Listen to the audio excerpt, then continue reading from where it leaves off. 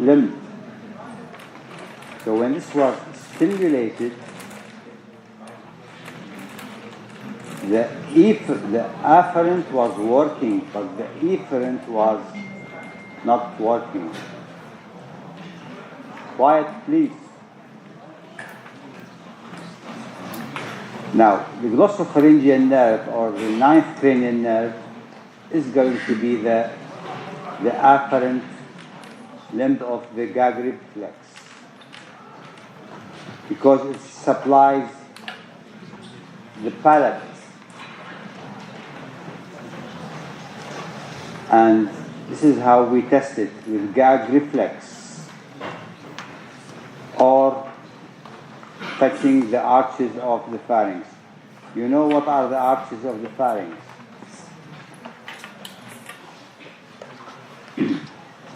The palatoglossus and the palatopharyngeus. This is a diagram of the glossopharyngeal nerve, where you can see that there is something different from other cranial nerves. There is a superior ganglion and inferior ganglion. And this branch, you can imagine that the pharynx is, the soft palate is here, and here is the oropharynx and the tongue. Now, where are we? We are in the medulla. If you look at this closer section, which nucleus is this? Now, if this is the pyramid, and this is going to be the olive, and this is the olivary nucleus. Right. This yellow nucleus, attached to it is a blue part of the nucleus. This is nucleus ambiguous. Nucleus ambiguous is a long nucleus extending from the upper part of the lower part of the nose down the medulla. It is motor to muscles, and 3 nerves take origin from this nucleus ambiguous: the glossopharyngeal, the vagus, and the accessory. This nucleus is the inferior salivatory nucleus. It is parasympathetic, which is destined to go to the salivary gland, the parotid one. We had a superior salivatory nucleus connected to which nerve? Facial. And there is this nucleus, a long nucleus.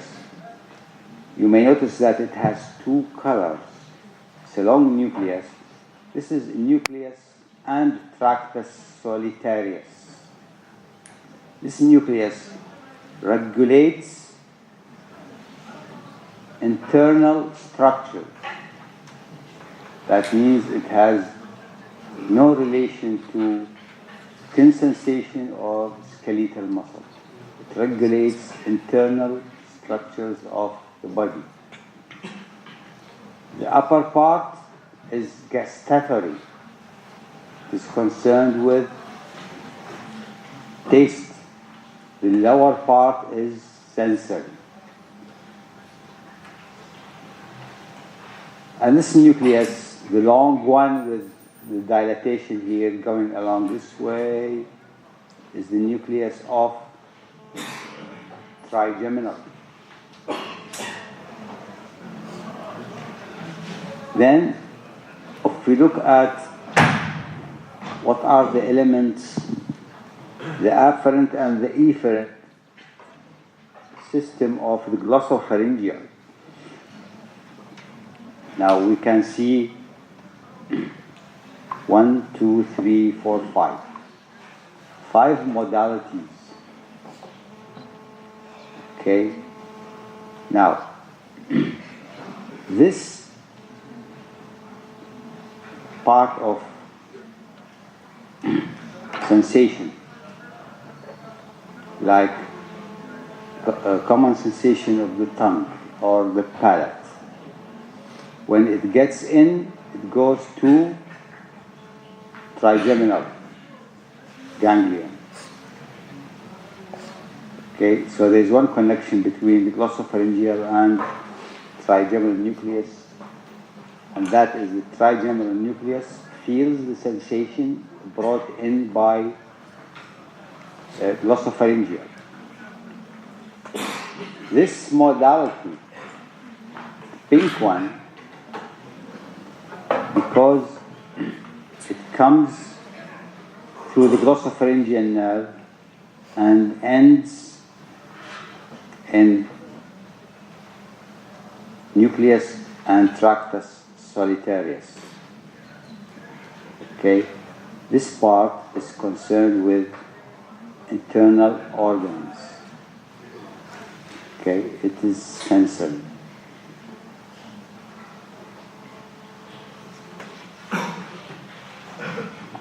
The green input, so these are 3 modalities which are afferent. The green is going to the superior part of the nucleus and tractus solitarius. This is bringing taste, the special sensory.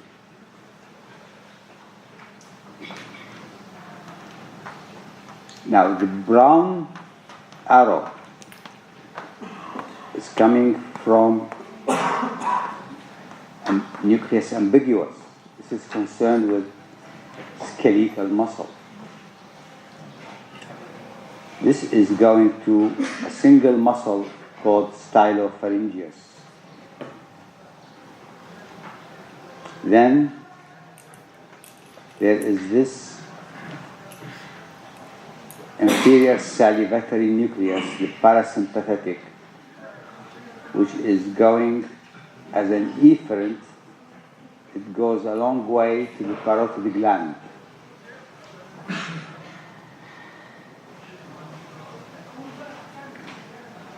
If you look at closer image of the same thing, this is the salivatory nucleus, and the fibers come to exit the brain through the jugular foramen. Glossopharyngeal nerve exits the skull through jugular foramen, and these are the afferent, and this is the efferent group. So fibers will come out, re-enter the skull,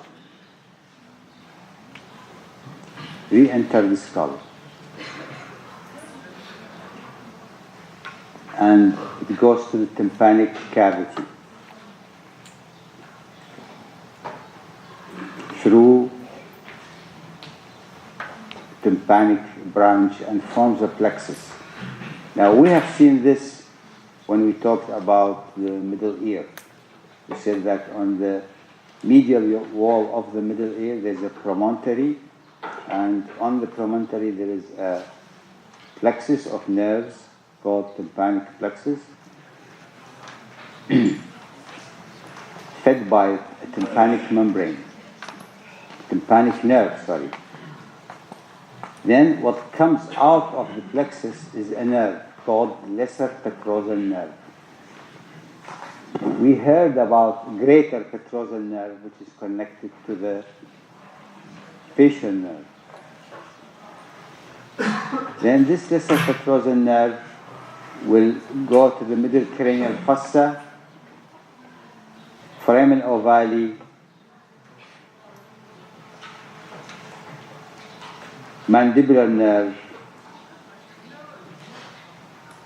otic ganglia attached to the lingual nerve, and then auriculotemporal nerve, and then the parotid gland. It's a long way. So the parotid gland receives motor parasympathetic from the inferior salivatory nucleus that travels through the glossopharyngeal nerve, middle ear, middle cranial cavity, infratemporal fossa, auriculotemporal nerve, and parotid gland. Then this nucleus ambiguous, lower motor neuron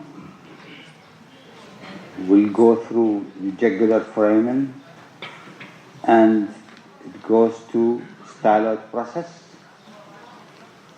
and then posterior border of stylopharyngeus muscle, which is going to supply. So the glossopharyngeal nerve supplies only one skeletal muscle.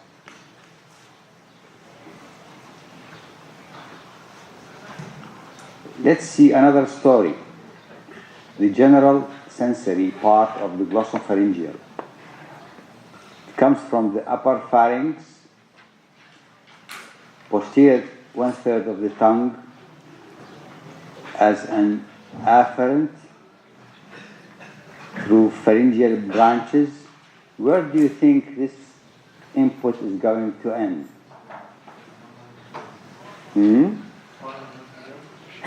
Okay, off trigeminal. Here is the cell body of this afferent, and it will go to trigeminal nucleus. So there is a connection between glossopharyngeal and trigeminal. Fibers are brought by glossopharyngeal, they end up in trigeminal nucleus. Carotid sinus. You know what is carotid sinus? It's a dilatation at the beginning of the internal carotid, mostly, sometimes upper end of the common carotid, and it tests blood. And carotid body. Carotid body is not in the wall of carotid sinus. It is a mass of cells just beside it. It is a baroreceptor. Okay? And these two modalities, two sensations, they send sensory fibers through sinus nerve. Where do you think this nerve is going to end? Because it regulates CO2, oxygen, blood pressure. Logically, it should end up in solitary tract and nucleus, right? So it is going to synapse in the inferior ganglia. Okay, sorry, it doesn't synapse. This is the cell body of the neuron, okay? And the axon will end up in lower part of nucleus and tractus solitarius, the sensory part.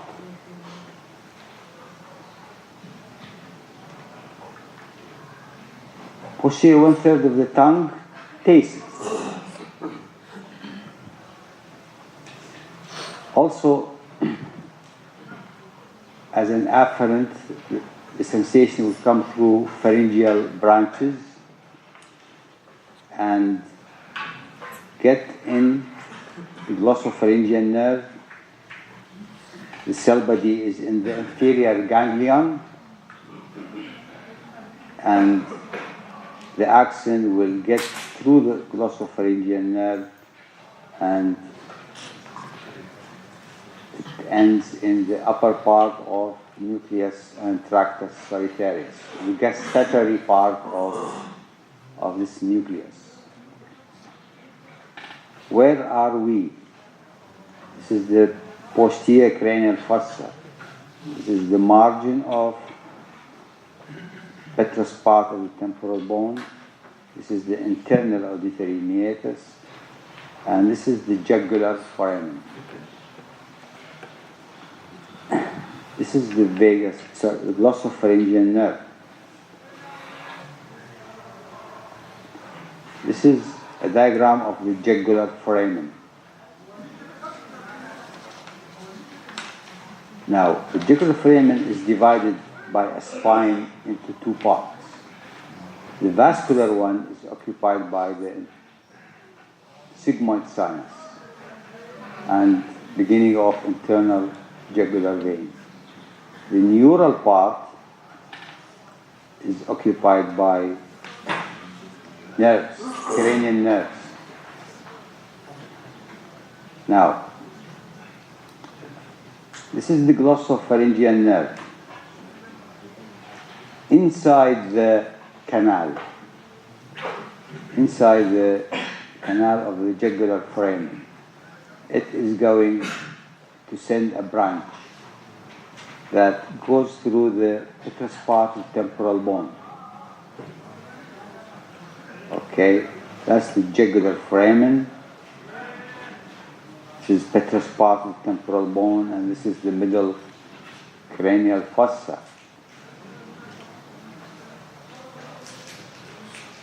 This is the Glossopharyngeal nerve.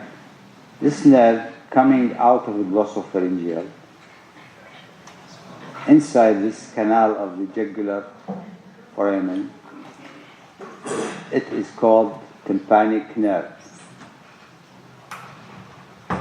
Enters the middle ear and forms a plexus. This is the tympanic plexus, and it finishes and supplying the middle ear and even the inside of the tympanic membrane. This is going to send a nerve which is called lesser petrosal nerve. This lesser petrosal nerve is going through a bony canal and passes through foramen ovale.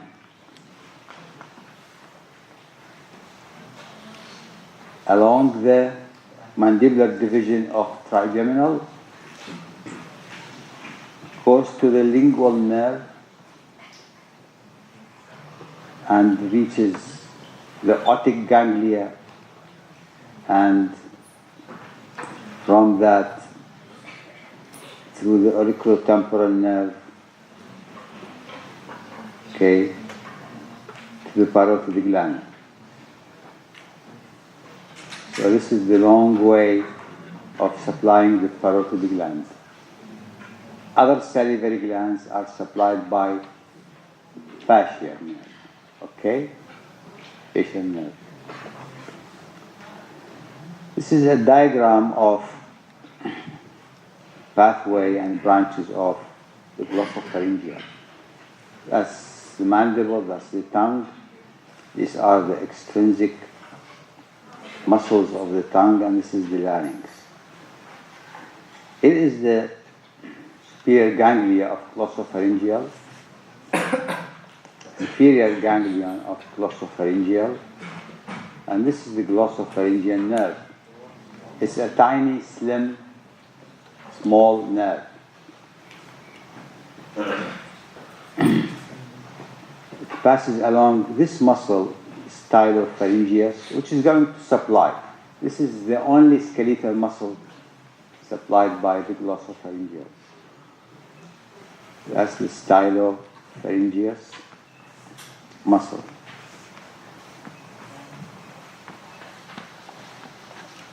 Then there is this branch of this is the glossopharyngeal, is going to posterior third of the tongue to bring sensation, common sensations and taste. Then a branch that is going to form pharyngeal plexus.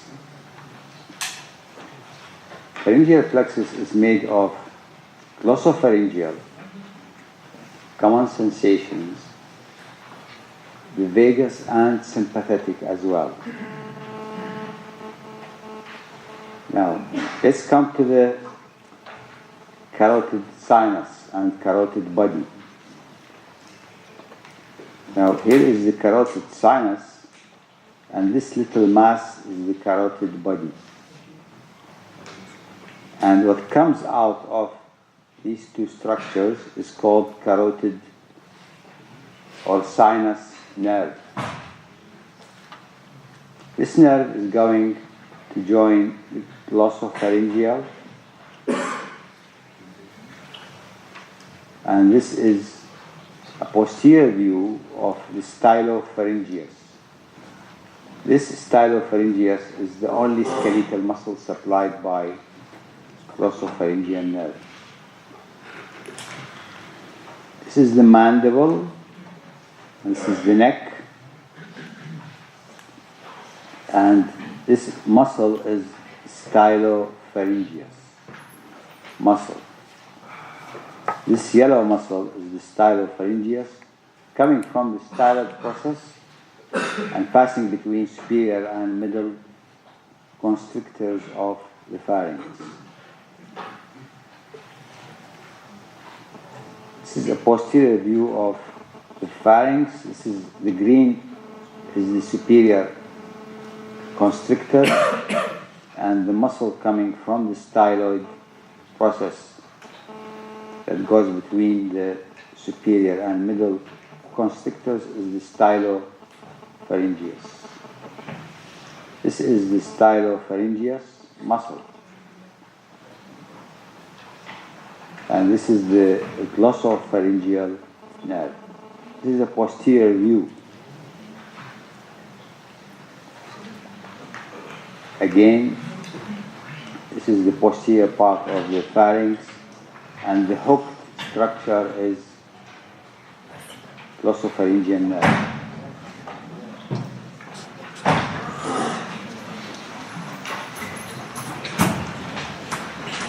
أنا ترى حكيت كثير عن اللي يحضر واللي ما بيحضر واللي يمشي، بطلت أحكي بالموضوع.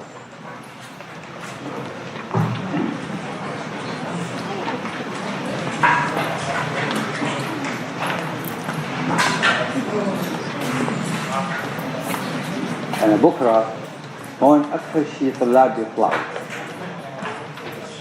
كانت كراسي فاضية، فبكرة بدي أطلع وأطلع بالوجوه حتى أحفظهم.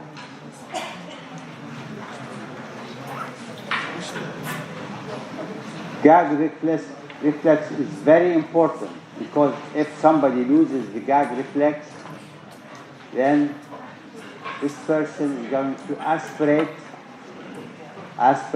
fluid and food into the respiratory system, ending with pneumonia, which can be fatal. So what is the central connection of the gag reflex? The story starts here. Glossopharyngeal, the soft palate and the posterior wall of the oropharynx. Now, the afferent limb, which is sensory, is going to end in trigeminal nucleus and nucleus and tractus solitarius. These two places, they are going to send connections or interneurons to the yellow nucleus, which is the nucleus ambiguous, which is concerned about voluntary skeletal movements.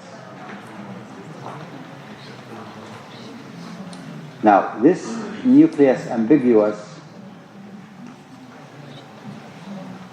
is going to send efferent fibers to pharyngeal constrictors through the vagus. Plus, nucleus ambiguus is going to send fibers to the motor nucleus of the trigeminal, because gag reflex needs to open the jaw. So now we have ninth, glossopharyngeal as an efferent. The afferent is the vagus and trigeminal. Plus, the nucleus ambiguus is going to send fibers to the hypoglossal nerve, the nerve that moves the tongue. And when somebody gags, he needs to thrust the tongue, pull the tongue out. So that's the glossopharyngeal nerve.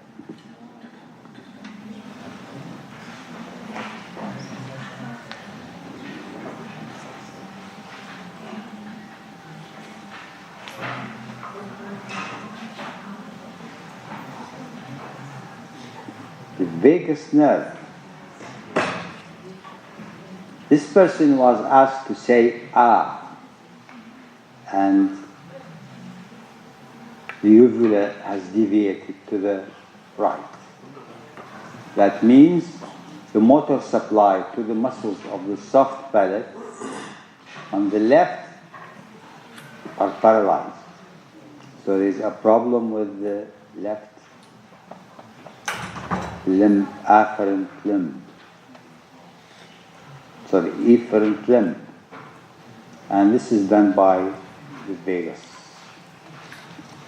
This person was asked to say "ah," and again the uvula pointing to the right. This is a normal gag reflex. Say "ah," and the uvula is exactly in the center, and the soft palate is raised up.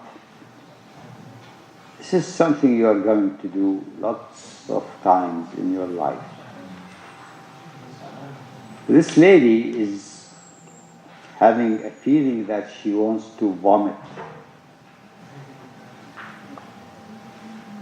And this lady is just about to throw up. So, quiet please. يعني هالتليفونات هاي ما بتسكروا. So what's the story? The starting point is problem with the vagus nerve. It is the longest cranial nerve. It has motor and sensory. It's a mix.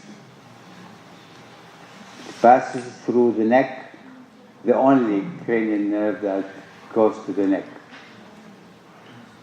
And thorax, again the only nerve, and then the abdomen.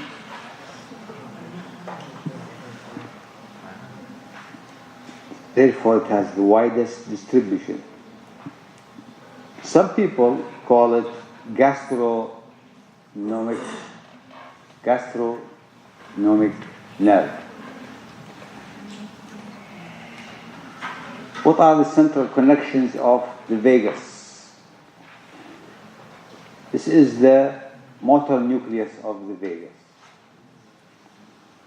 the parasympathetic nucleus. This is the nucleus ambiguus, shared by the glossopharyngeal. And this is the nucleus and tractus solitarius. This little blue part attached to the nucleus ambiguus, it is parasympathetic center for the heart, which is very strange.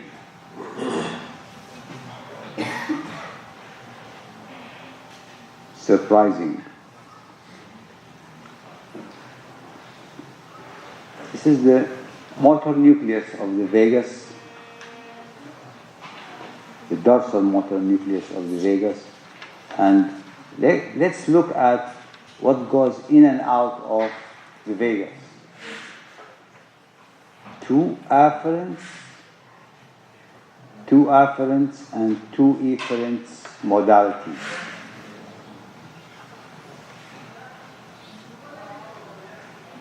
Four modalities.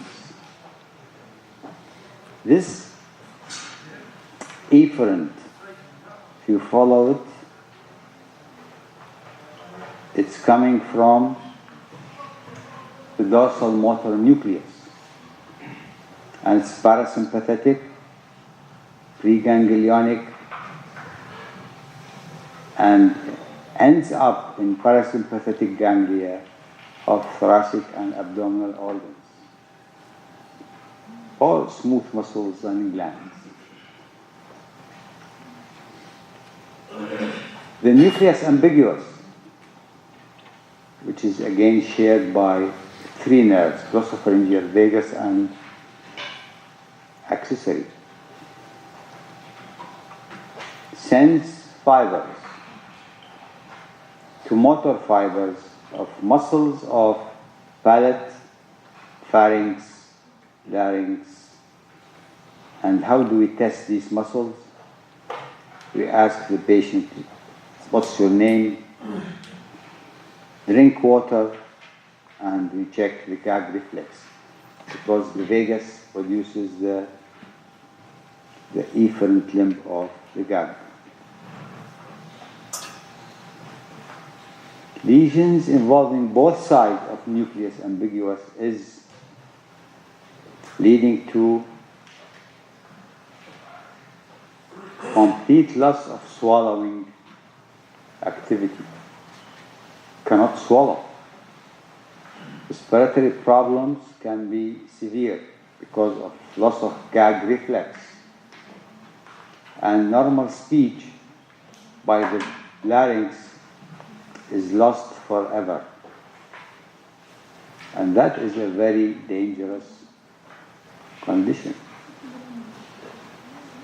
If there's a pathology here destroying both nuclei, then this is going to happen. Very serious condition. This is the nucleus and tractus solitarius. And let's check. We looked at the efferent, let's look at the afferent.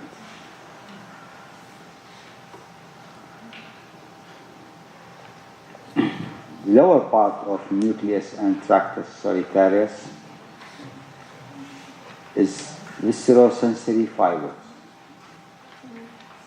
Sensations from larynx, trachea, bronchial tree, lungs, stomach, parts of the gastrointestinal tract. Okay.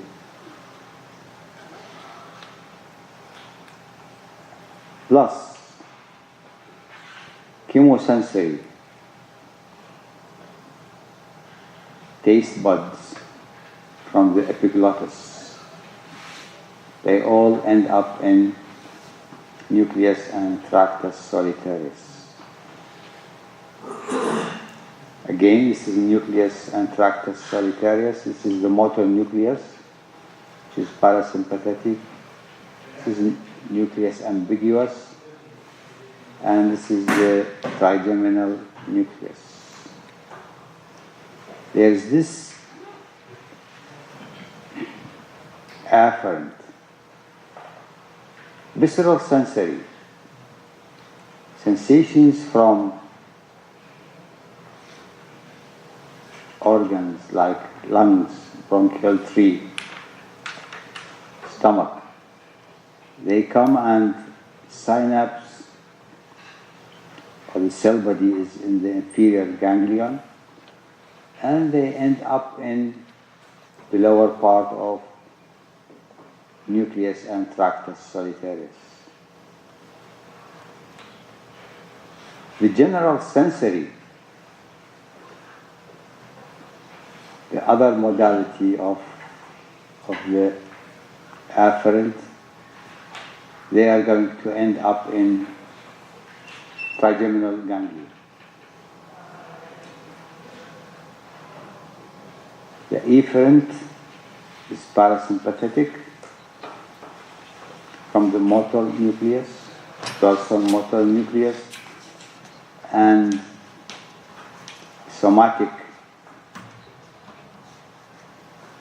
efferent is from nucleus ambiguous. That's the somatosensory from the dura, part of the ear, outer ear canal. They all end up in trigeminal nucleus.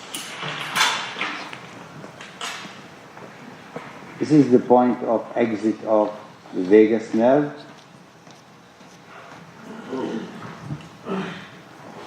And here is the jugular foramen.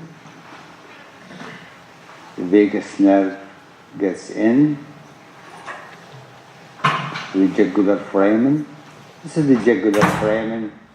This is the neural part of jugular foramen. This is the vagus coming out. Inside the jugular canal of the jugular foramen, the vagus has two ganglia, a superior and inferior one. The superior ganglion receives from the dura, meningeal branch, and it also receives from the external ear, auricular branch. So branches in the jugular foramen are superior ganglion, meningeal branch, and auricular branch. This is the vagus in the neck. Inside the carotid sheath, this is the sympathetic trunk, and this is the phrenic. Okay. At the root of the neck is anterior to subclavian artery.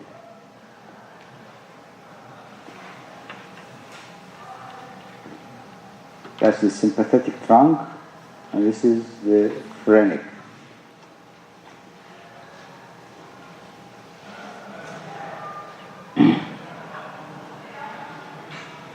This is the vagus nerve.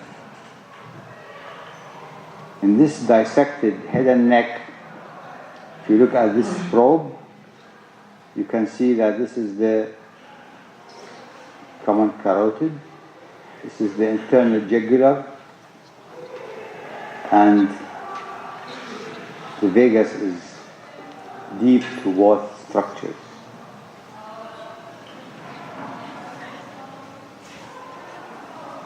If you look posteriorly, you take off the vertebral column, and this is the posterior part of the pharynx. It becomes so easy to see the vagus nerve. Very strange finding. People have found that if you wrap around an electrode of heart pacemaker, they wrap it around the vagus, and this is going to send regular impulses. The frequency and the severity of epileptic fits, they start to be further apart, and they start to be less severe. Now, it's hard to explain, but it works.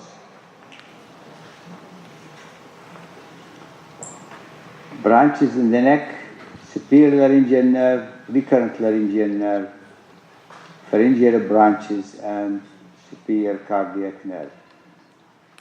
This is the mandible, and this is the larynx, this is the vagus. Now in the neck, this This is going to be the superior laryngeal nerve, which is going to divide into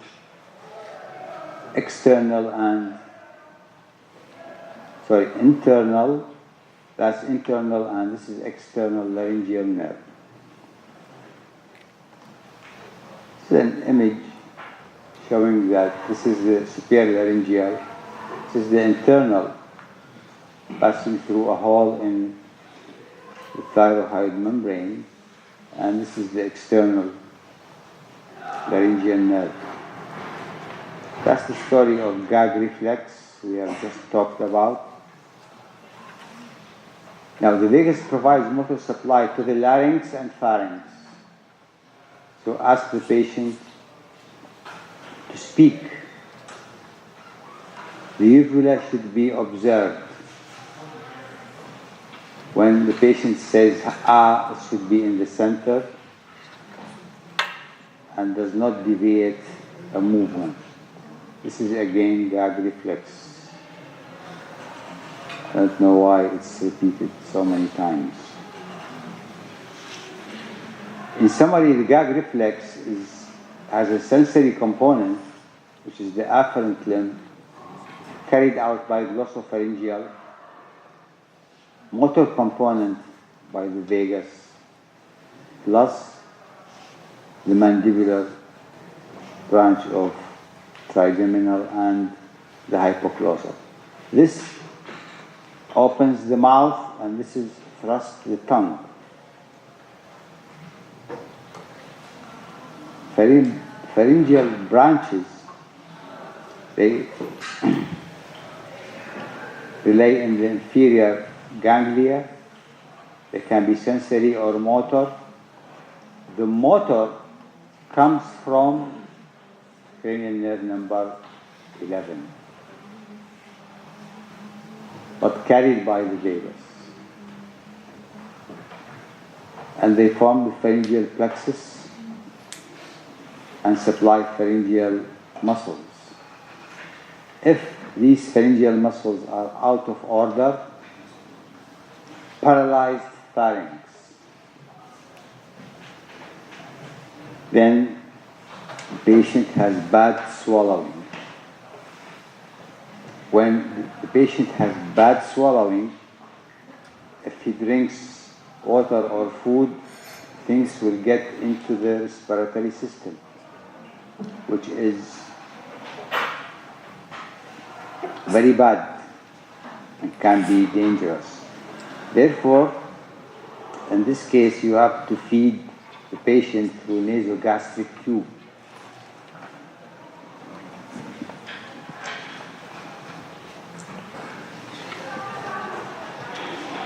The vagus enters the thorax and gives recurrent laryngeal nerve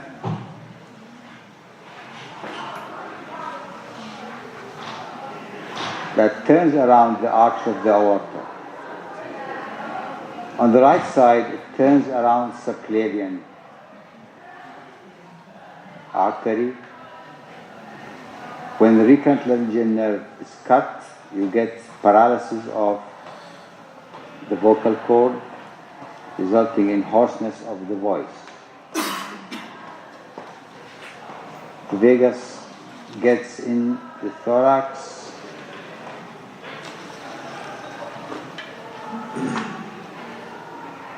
and then it breaks. It's not a trunk anymore.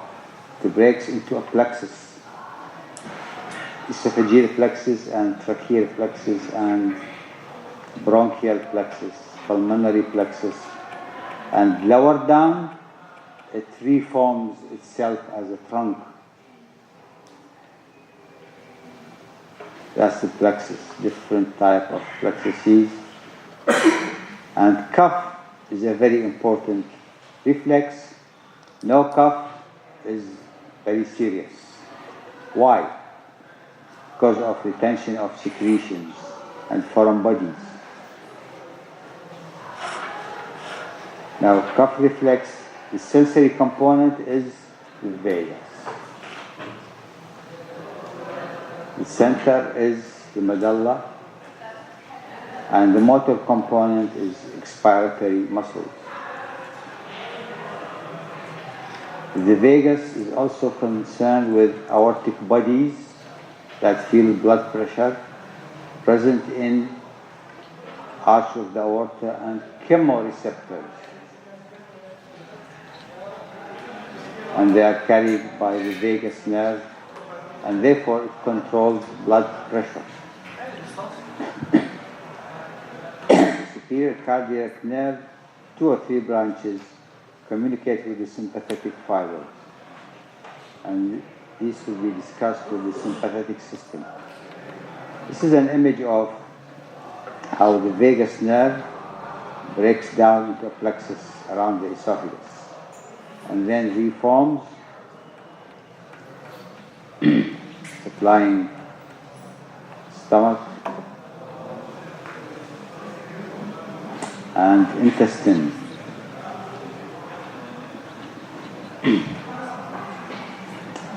Now, you can see the vagus in the neck, thorax, and abdomen. In the neck, supplies soft palate, pharynx, and larynx.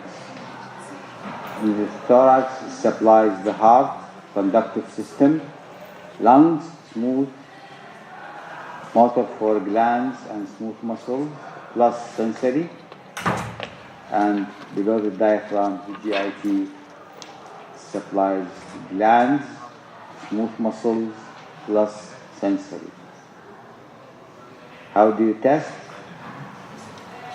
Say ah, check voice, check gag, ask about swallowing, ask about cough, check pulse, and stomach acidity,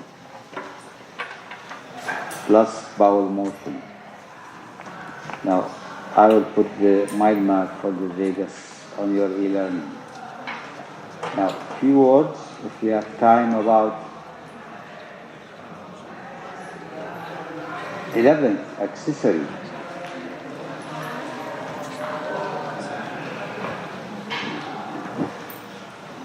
I've chosen this cartoon image because a person combs his hair or her hair with accessory.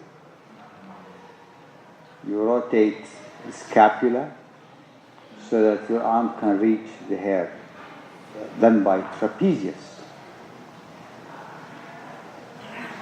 If you look at the back of this lady, you can see that there's a difference between this trapezius and this trapezius.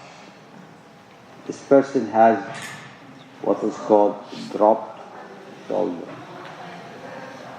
This shoulder is not elevated because the trapezius is not working. This young baby is having problem with his sternomastoid. Now, the accessory supplies sternomastoid and trapezius. Torticollis, bad sternomastoid. It's the problem of the accessory nerve. Accessory nerve has cervical part and cranial part. The story starts here. Upper part of the spinal cord. Rootlets produce spinal part, and there is a cranial part from the nucleus ambiguous, which is shared by glossopharyngeal vagus and now the accessory. Now, this is the cranial part and this is the accessory part, spinal part. The cranial part will send fibers that will meet the spinal part after re-entering the skull and make the spinal nerve, which comes down. Look what is happening here. Some fibers of the accessory will leave the accessory and join the vagus and They go and supply muscles of the larynx and pharynx. This is the spinal part. Gets in the skull through foramen magnum and exits through jugular foramen.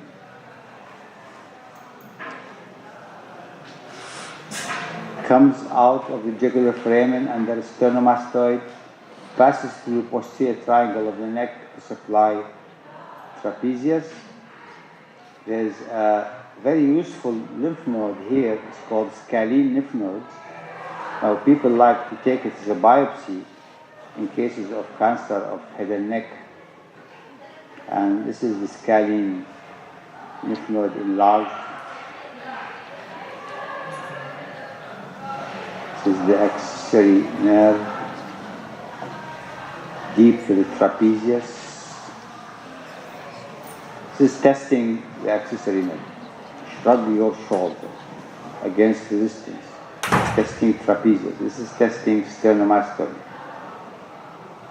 Okay. This is testing sternomastoid. This is testing trapezius. Now, the hypoglossal will talk about it next time. Thank you.